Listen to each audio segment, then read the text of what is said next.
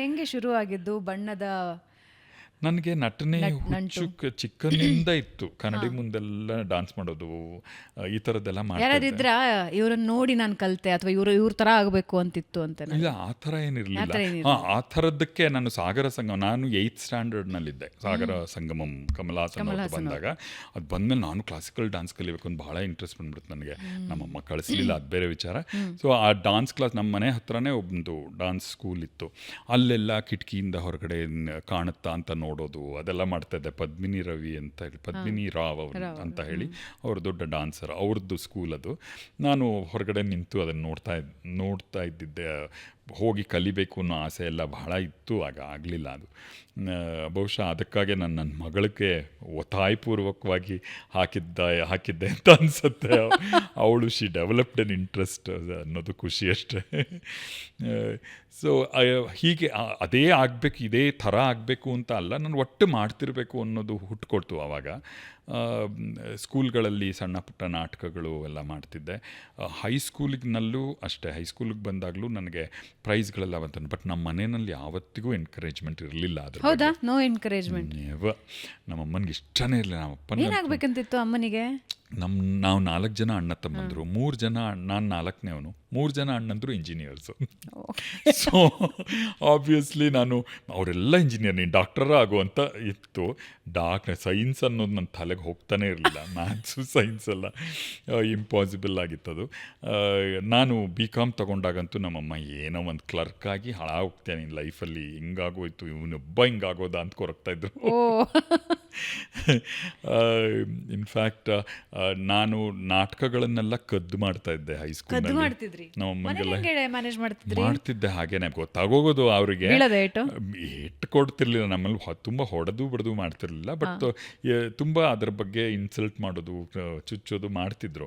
ನನಗೆ I still remember, ನಾನು 9th ನನಗೆ ಫಸ್ಟ್ ಪ್ರೈಸ್ ಬಂತು. ರೋಟ್ರಿ ಕ್ಲಬ್ ಮಾಡಿದ ಇಂಟರ್ ಸ್ಕೂಲ್ ಕಾಂಪಿಟಿಷನಲ್ಲಿ ಫಸ್ಟ್ ಪ್ರೈಸ್ ಬಂತು ಆ್ಯಕ್ಟಿಂಗಿಗೆ.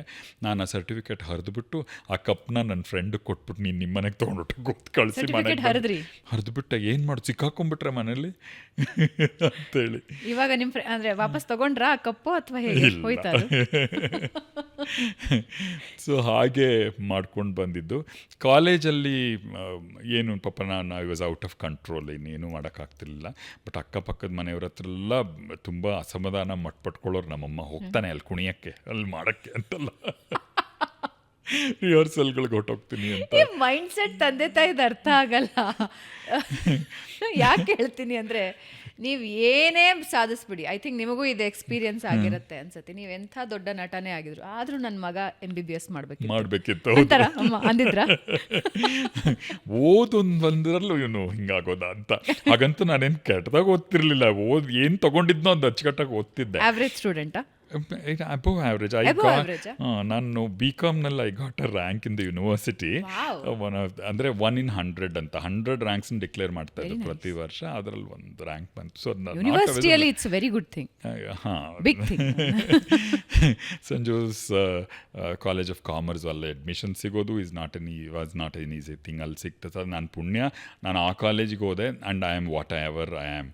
ಆ ಕಾಲೇಜು ನನ್ನನ್ನು ರೂಪಿಸ್ತು ಅನ್ನೋದು ಅಫ್ಕೋರ್ಸ್ ಅಕ್ಷರಶಃ ಸತ್ಯ. ಅದು ಯಾಕಂದರೆ ನನ್ನ ಮೇಷ್ಟ್ರುಗಳು ನನಗೆ ಕನ್ನಡ ಪಾಠ ಮಾಡ್ತಾ ಇದ್ದಿದ್ದು ಡಾಕ್ಟರ್ H.S. ವೆಂಕಟೇಶ್ ಮೂರ್ತಿ, ಇಂಗ್ಲೀಷ್ ಪಾಠ ಮಾಡ್ತಾ ಇದ್ದಿದ್ದು ಪ್ರೊಫೆಸರ್ G.K. ಗೋವಿಂದರಾವ್. 2 ದಿಗ್ಗಜರು. ಅಫ್ಕೋರ್ಸ್ 2 ಬೇರೆ ಬೇರೆ ಥರದ ವ್ಯಕ್ತಿತ್ವ ಅವ್ರದ್ದು. ಅದು ಬಹಳನೇ ಪರಿಣಾಮ ಬೀರ್ತು. G.K. ಅವರು ಒಂಥರ ಹಿ ವಾಸ್ ವೆರಿ ರೆಬಲಿಯಸ್. ಆಗ ಇಂದಿರಾ ಗಾಂಧಿನ ಬೈತಿದ್ರು, ರಾಜೀವ್ ಗಾಂಧಿನ ಬೈತಿದ್ರು. ಆಮೇಲೆ he was A hard core leftist. ಅವರ ಆ ವಿಚಾರಗಳೆಲ್ಲ ನನ್ನ ಮೇಲೆ ಬಹಳ ಪರಿಣಾಮ ಬೀರ್ತು. HSV ಅವರು ಬಹಳ ಸಜ್ಜನರು, ಸಹೃದಯರು. ಅವರು ಮ್ಯಾಕ್ಸಿಮಮ್ ಬೈತಾ ಇದ್ದಿದ್ದು ಮೂರ್ಖ ಅಂತ.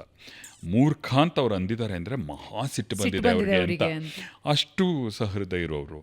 HSV ಅವ್ರನ್ನ ಇತ್ತೀಚೆಗೆ ನಾವು ಕಳ್ಕೊಂಡ್ವಿ. ಅವರ ಅವರ ರಚನೆಗಳಲ್ಲಿ ಎಂಥ ಹೌದು, ಮಾಂತ್ರಿಕ ಶಕ್ತಿ ಆ್ಯಂಡ್ ಅವರ ಪ್ರೈಮ್ ಟೈಮ್ನಲ್ಲಿ ನಾನು ಅವ್ರ ಜೊತೆ ಸ್ಟೂಡೆಂಟ್ ಆಗಿದ್ದೆ ಅನ್ನೋದು ನನಗೆ ಬಹಳ ಖುಷಿಯ ಹೆಮ್ಮೆಯ ವಿಷಯ. ಅವರು ಡಾಕ್ಟರೇಟ್ ಮಾಡಿದ್ದು ನಾನು ಸ್ಟೂಡೆಂಟ್ ಆಗಿದ್ದಾಗ.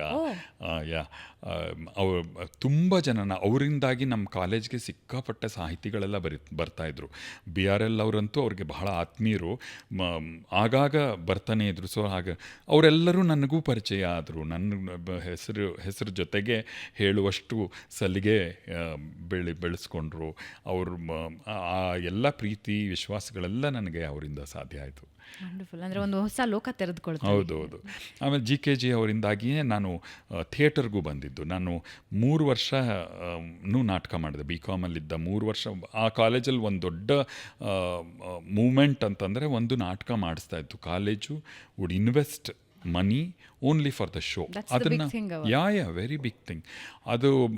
ಅದು ಕಾಂಪಿಟೇಷನ್ಗಾಗಿ ಅಂತಲ್ಲ, ಒಂದು ಶೋ ಮಾಡಬೇಕು ಅಂತ. ಅದನ್ನು ಆಮೇಲೆ ಕಾಂಪಿಟೇಷನ್ಗೂ ಕಳಿಸ್ತಾ ಇದ್ರು. ಹಂಗಾಗ್ತಾಯಿತ್ತು. ಸೊ ಆ ಕಾಂಪಿಟೇಷನ್ಗೆ 3 ವರ್ಷವೂ ನನಗೆ best actor award for the university ಲೆವೆಲ್ಗೆ ಬಂತು. ಸೊ ಆ 3ನೇ ವರ್ಷದ ಜಡ್ಜ್ ಆಗಿದ್ದು ಸುರೇಂದ್ರನಾಥ್ ಎಸ್ ಅಂತ, ಸಂಕೇತ್ ನಾಟಕಗಳ ನಿರ್ದೇಶಕರವರು. ಅವರು ಕಳಿಸಿ ಅವನ್ನ ನಮ್ಮ ಟ್ರೂಪಿಗೆ ಮಾಡ್ತಾನ ಅಂತ ಹೇಳಿದ್ರು. ಸೊ GKG ಅವರು ನನ್ನನ್ನು ಕಳಿಸ್ಕೊಟ್ರು ಅಲ್ಲ ಥಿಯೇಟರ್ ಟ್ರೂಪಿಗೆ. ಸೊ ಸಂಕೇತಿಗೆ ಬಂದೆ. ಅಲ್ಲಿಂದ ಶುರುವಾಯಿತು ಅಲ್ಲಿಂದ. ನಿಮಗೊಂದು ಹೊಸ ಪ್ರಪಂಚ ತೆರೆದುಕೊಂಡಾಗ ಒಬ್ಬೊಬ್ಬರ ವ್ಯಕ್ತಿತ್ವದಿಂದ ಒಂದೊಂದು ನೀವು ಕಲಿತಾ ಹೋಗ್ತೀರಿ. ಅಂದರೆ ನನಗೆ ಖುಷಿಯಾಗಿದ್ದು ಅಷ್ಟು ದಿಗ್ಗಜರು ನಿಮ್ಮ ಸುತ್ತ ಇದ್ರು ಅಂತ. ಒಬ್ಬ ವಿದ್ಯಾರ್ಥಿಗೆ ಅದಕ್ಕಿಂತ ದೊಡ್ಡ ವರ ಇನ್ನೇನು ಇರೋದಿಲ್ಲ ಅಂತ ಅನ್ಸುತ್ತೆ. ಪುಸ್ತಕಗಳಲ್ಲ ವರ, ಸುತ್ತ ಇರೋ ಕಲಿಸುವವರು ವರ ಆಗ್ತಾರೆ. ಅತಿ ಹೆಚ್ಚು ಪ್ರಭಾವ ಬೀರಿದ್ಯಾರು? ಅಂದರೆ ನನಗೆ ತುಂಬ ವೇರಿಡ್ ಆದ ಪರ್ಸನಾಲಿಟೀಸ್ ಇದ್ದರು. ಈಗ ನಾನು ಹೇಳಿದ್ನಲ್ಲ, HSV GKG ಅವರೇ ಒಂದು ಬೇರೆ ಬೇರೆ ಥರದ ವ್ಯಕ್ತಿತ್ವ. ನಾನು ಸಂಗೀತ ಕಲಿತಾ ಇದ್ದೆ. ಸೊ ನನ್ನ ಸಂಗೀತದ ಗುರುಗಳು ಹೈಮವತಮ್ಮ ಅಂತ. ಅವರು she was DDPI, director of public instruction. ಅವರು ಕೂಡ ನನ್ನ ಮೇಲೆ ಬಹಳ ಪ್ರಭಾವ ಬೀರಿದ್ರು. ಅಂದರೆ ಅವರು ತುಂಬ ಡಿಸಿಪ್ಲಿನ್ಡು, ಅಫ್ಕೋರ್ಸ್ ಭಾಳ ನಿಧಾನಸ್ಥರು. ಎಷ್ಟು ನಿಧಾನಸ್ಥರು ಅಂದರೆ ಅವ್ರು ಮಾತಾಡೋದೇ ವಿಪರೀತ ನಿಧಾನ ಆಗಿತ್ತು. ಅವ್ರು ಬೇಗ ಮಾತಾಡಬಾರ್ದವರು ಅಂತ ಅನ್ನಿಸ್ತಿತ್ತು. ಅವರು ಕೂಡ ನನ್ನ ಮೇಲೆ ಬಹಳ ಸಾಕಷ್ಟು ಪರಿಣಾಮ ಬೀರಿದ್ರು. ಅವರ ಸಂಗೀತ ಮತ್ತು ಅವರು ಸಾಕಷ್ಟು ರಿಸರ್ಚ್ ಮಾಡ್ತಿದ್ರು ಸಂಗೀತ ಕ್ಷೇತ್ರದಲ್ಲಿ. ಅವರ ವಾಗ್ಗೇಯಕಾರರ, ದಾಸರು, ಈ ಥರದ್ದವ್ರದ್ದೆಲ್ಲ.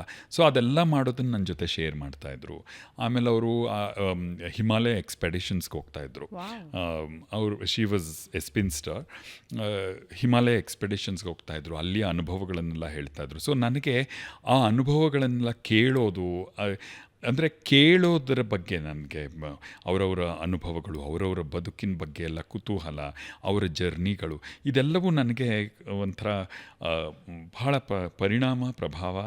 ಮತ್ತು ಹಾಗೆ ಬದುಕಬೇಕು, ಹಾಗಿರಬೇಕು, ಇದನ್ನು ಮಾಡಬೇಕು ಅಂತೆಲ್ಲ ಸಾಕಷ್ಟು ಉತ್ತೇಜನಗಳು ಅಲ್ಲಿಂದ ಸಿಕ್ಕವು ಅಂತ ಅನ್ಸುತ್ತೆ. ಸೊ ನಾನು ಅಫ್ಕೋರ್ಸ್ ನಾನು ಸಂಗೀತದಲ್ಲಿ ಏನೂ ಸಾಧಿಸಿ ಏನೂ ಮಾಡಲಿಲ್ಲ. ಸಂಗೀತ ಸೇರಿದ್ದು ಹೆಂಗದು? ನನಗೆ ವೀಣೆ ನುಡಿಸ್ಬೇಕು ಅಂತ ಭಾಳ ಇಷ್ಟ ಇತ್ತು. ನಮ್ಮ ಮನೆ ಹತ್ರ ತುಂಬ ಸಂಗೀತ, ಹರಿಕತೆ, ಡಾನ್ಸು ಎಲ್ಲ ಭಾಳ ನಡೀತಾ ಇತ್ತು ಸುತ್ತಮುತ್ತ. ಸೊ ಎಲ್ಲಿ ಹೋದ್ರೂ ಮುಂದ್ಗಡೆ ಸಾಲಲ್ಲಿ ಕೂತ್ಕೊಂಡು ಬರ್ತಿದ್ದೆ ಸ್ಕೂಲ್ ಹುಡುಗನಾಗಿ. RK ಸೂರ್ಯನಾರಾಯಣ್ ಅವರು ವೀಣೆ ನುಡಿಸಿದಾಗ, ಚಿಟ್ಟಿ ಬಾಬು ಅವರು ವೀಣೆ ನುಡಿಸಿದಾಗ ನಾನು ಒಂದು ಕೋಲ್ ಇಟ್ಕೊಂಡು ಅದನ್ನು ವೀಣೆ ಥರ ಹಿಂಗೆ ನುಡಿಸ್ಕೊಂಡು ಎಲ್ಲ ಮಾಡಿದೆ, ಆಟ ಆಡ್ತಾ ಇದ್ದೆ ಮನೆಯಲ್ಲಿ. ಆಮೇಲೆ ಅದೇ ಕೋಲೇ ನನ್ನ ಮೈಕ್ ಆಗ್ತಾ ಇತ್ತು ಹಾಡುಗಳಿಗೆ. ಸೊ ಈ ಥರದ್ದೆಲ್ಲ ಆಟಗಳು ನಮ್ದಾಗ. ಸೊ ಆಗಿನಲ್ಲೂ ನನಗೆ ಬಹುಶಃ ಆಲ್ ದೀಸ್ ವರ್ ಫ್ಯಾಂಟಸೀಸ್ ನನಗೆ. ಸೊ ಅವಕಾಶ ಸಿಕ್ಕಾಗ ನಮ್ಮಮ್ಮ ಅದಕ್ಕೊಂದಕ್ಕೆ ಕಳಿಸಿದ್ರು ಸಂಗೀತಕ್ಕೆ. 1-3 ವರ್ಷ ಮಣ್ಣು ಹೊತ್ತಿದ್ದೆ. ಚೆನ್ನಾಗೂ ನುಡಿಸ್ತಿದ್ದೆ ಆ್ಯಕ್ಚುಲಿ. ಆಗ ಪ್ರಾಕ್ಟೀಸ್ ತಪ್ಪಿತು. ಬಟ್ ಈಗಲೂ ಆಗ ಕಲ್ತಿದ್ದೆಲ್ಲವೂ ನೆನಪಿದೆ ಅನ್ನೋದು ಭಾಳ ಆಶ್ಚರ್ಯ ಆಗುತ್ತೆ. ಆ ವಯಸ್ಸಲ್ಲಿ ಕಲ್ತಿದ್ದನು ಯಾವುದೋ ಹಾಡ್ತೇನೆ, ನನಗೆ ಯಾವುದು ಅನ್ನೋದು ಗೊತ್ತಿಲ್ಲದೆ ಹಾಡ್ತಿರ್ತೀನಿ. ಆಮೇಲೆ ಇಲ್ಲಿ ಟ್ರೈ ಟು ಇದು ಈ ರಾಗದ್ದು ಈ ಸ್ವರಜತಿ ಅಥವಾ ಇದು ಅಂತ ಆಮೇಲೆ ನನಗೆ ಐಡೆಂಟಿಫೈ ಮಾಡ್ಕೊಳ್ಳೋಂಗಾಗತ್ತೆ. ಅಷ್ಟು ಎಂಬೆಡ್ ಆಗಿಬಿಟ್ಟಿದೆ. ನೀವು ವೀಣೆನ ಎಷ್ಟು ಇಷ್ಟಪಟ್ರಿ ಅಂದರೆ ವೀಣಾನೇ ಅವಳು ವೀಣೆ ನುಡಿಸ್ತಾಳೆ. ವೀಣೆ ನುಡಿಸುವ ವೀಣಾ, ಇದು bumper offer, double dhamaka. Veena ಅವ್ರ ಹತ್ರ ಹೋಗೋಣ, ವಾಪಸ್ ಕರ್ಕೊಂಡ್ ಬರ್ತೀನಿ ನಾನು ನಿಮ್ಮನ್ನ.